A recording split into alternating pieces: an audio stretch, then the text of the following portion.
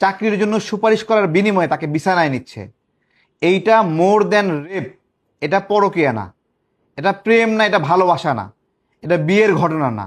একটা চাকরি প্রত্যাশী নারীকে সে ঘরে ঢুকাইছে, তাকে সেখানে তার যৌনতায় ব্যবহার করবে। এইটাকে পাথর নিক্ষেপ না, বেত্রাঘাত না, আরো কি ভয়ঙ্কর শাস্তি হওয়া উচিত আপনারাই বলেন। জামাতিরা একটা কৌশল নিছে, জামাতের এমপি প্রেম করছে, ভালোবাসছে, বিয়ে করছে, এই ধরনের একটা কৌশল।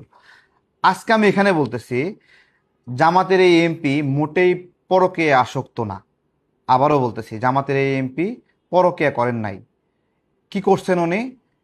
একটা অসহায় মেয়ে যে এসএসসি পরীক্ষার পরে চাকরি খুঁজতেছে, যার ফ্যামিলি সমস্যাগ্রস্ত, যে হয়তো বা ওই চাকরি দিয়ে তার মায়ের ওষুধ কিনবে, বাবার ওষুধ কিনবে, এরকম একটা মেয়েকে চাকরির জন্য সুপারিশ করার বিনিময়ে তাকে বিছানায় নিচ্ছে।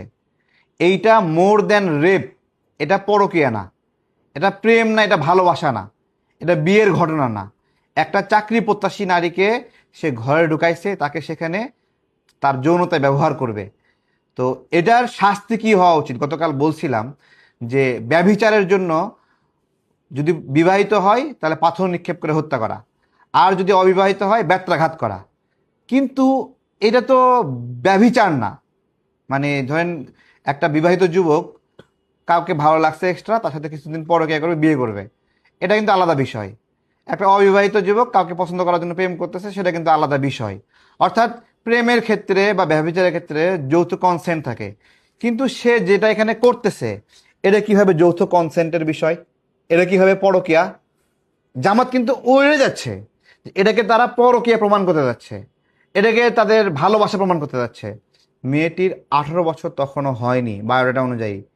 শিশু সে, একটা শিশু যে এসএসসি পরীক্ষার পরে পরিবারের ঘানি টানতে যাচ্ছে, পরিবারের ভার বহন করবে।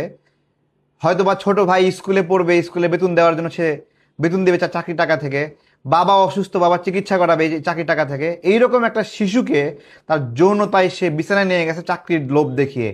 এইটাকে পাথর নিক্ষেপ না, বেত্রাঘাত না, আরো কি ভয়ঙ্কর শাস্তি হওয়া উচিত আপনারাই বলেন। জামাত কিন্তু ওইটাই যাচ্ছে, যেটাকে পরকীয়ায় প্রমাণ করতে যাচ্ছে যে জামাত পরকীয়া করে, কিন্তু এটা কিন্তু পরকীয়া না ভাই। আপনার স্বপ্নগুলো আকাশ ছুবে প্রবাসীর হেলিকপ্টারের মাধ্যমে। বিয়ে, জন্মদিন অথবা যে কোনো বিশেষ প্রয়োজনে হেলিকপ্টার ভাড়া করতে যোগাযোগ করুন স্ক্রিনে দেয়া নাম্বারে। প্রবাসীর হেলিকপ্টার, নিরাপদ ও সাশ্রয়ী বাহনের বিশ্বস্ত নাম।